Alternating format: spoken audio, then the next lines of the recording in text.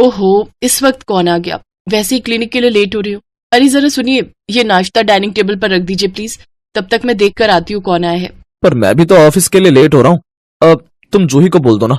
वो घर में हो तब तो बोलूं। पता नहीं कौन सा केस लड़ रही है मैडम, सुबह सुबह ही निकल जाती है घर से, और जाने तो मैं ही करती हूँ। अरे रुको, तुम नाश्ता लगाओ, मेन डोर मैं खोल देता हूँ। हाँ, ये ठीक रहेगा।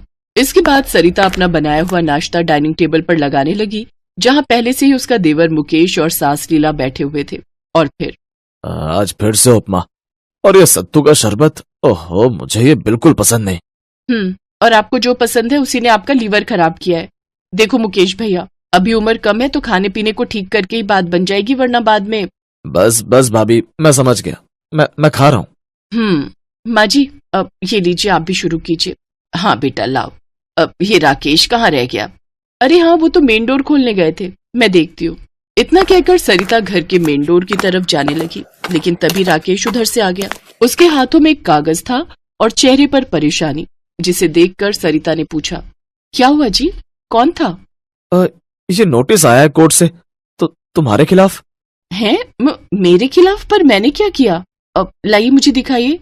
ये कहकर सरिता ने वो नोटिस लिया और उसे बहुत ध्यान से पढ़ने लगी। उस नोटिस को पढ़ते हुए सरिता का चेहरा गुस्से से लाल होता गया और फिर वो तिलमिलाती हुई अपने देवर मुकेश के पास गई। ये क्या है भैया? आपकी बीवी को आखिर दिक्कत क्या है मुझसे? ये नोटिस क्या मतलब है इसका? वो वकील है तो क्या कुछ भी करेगी? भाभी, इस सब के बारे में कुछ नहीं पता। अब रुकिए, पहले मैं इसे पढ़ लेता हूँ। उसकी जरूरत नहीं है, मैं ही बता देती हूँ आपको कि आपकी इंसाफ पसंद बीवी ने क्या इल्जाम लगाया है मुझ पर। पहले तो ये कि मैं इस घर में हिटलर की तरह बर्ताव करती हूँ। बोलिए, क्या ये सही है? नहीं भाभी, बिल्कुल भी नहीं। हाँ, और दूसरा इल्जाम ये कि मैं इस घर के लोगों को टॉर्चर कर रही हूँ, अपना बनाया हुआ बेस्वाद खाना खिलाकर। माँ जी आप बताइए, मैं क्या गलत करती हूँ? मैं एक डॉक्टर हूँ, इसलिए अच्छे से समझती हूँ कि इस घर में किसको क्या खाना चाहिए। सारा दिन क्लिनिक में ऐसे ऐसे पेशेंट्स देखती हूँ कि मन घबरा जाता है मेरा। मैं तभी तो ओहो, इतना परेशान मत हो बेटा। अब जूही तुमसे छोटी है, देवरानी है तुम्हारी, नादान है, उसे घर आने तो मैं बात करती हूँ उससे। रहने दीजिए माँ जी, आपकी छोटी बहू बात करने में नहीं बल्कि सीधा कोर्ट में जिरह करना जानती है, तो फिर ठीक है। इस बार मैं भी उसे उसी की भाषा में जवाब दूंगी। सुनिए, कल हम कोर्ट जाएंगे और आप सब मेरी तरफ से बोलेंगे, ठीक है ना? लेकिन सरिता, इस सब की जरूरत नहीं है।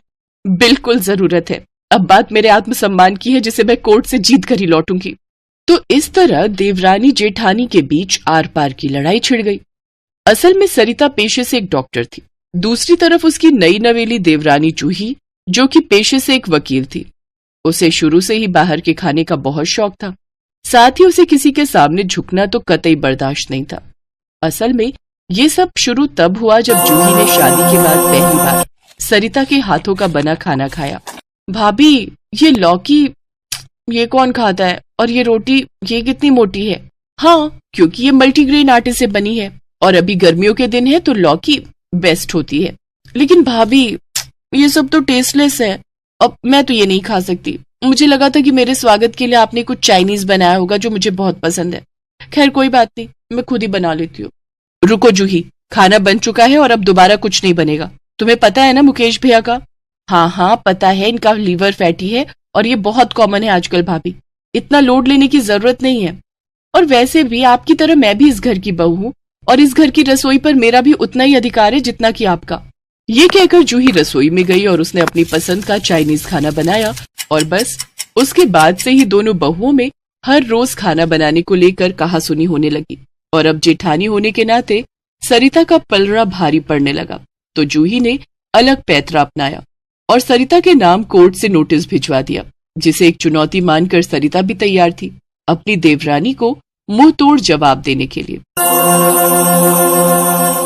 हाँ तो मिसेस सरिता, अब आप ही कोर्ट को बताइए कि आपको किसने हक दिया अपने ससुराल वालों को इस तरह टॉर्चर करने का। ऐसा आपको लगता है मैडम, मैं अपने घर वालों को टॉर्चर नहीं कर रही बल्कि उनका बेहतर तरीके से ख्याल रख रही हूँ ताकि वो कभी बीमार न पड़े। लेकिन सरिता जी, आपका बनाया हुआ उपमा, ढोकला और वो सूखी इडली खा खा कर बेचारे घर वाले अपने टेस्ट बड्स ही खो चुके। उसका क्या? सच कहूं तो सबकी जीने की इच्छा ही खत्म कर दी आपने। शट अप, ये सरासर झूठ है। योर ऑनर, आप मेरी सास, मेरे पति और मेरे देवर को यहाँ बुलाकर पूछ लीजिए, फिर दूध का दूध और पानी का पानी हो जाएगा। इसके बाद राकेश, मुकेश और लीला को बारी बारी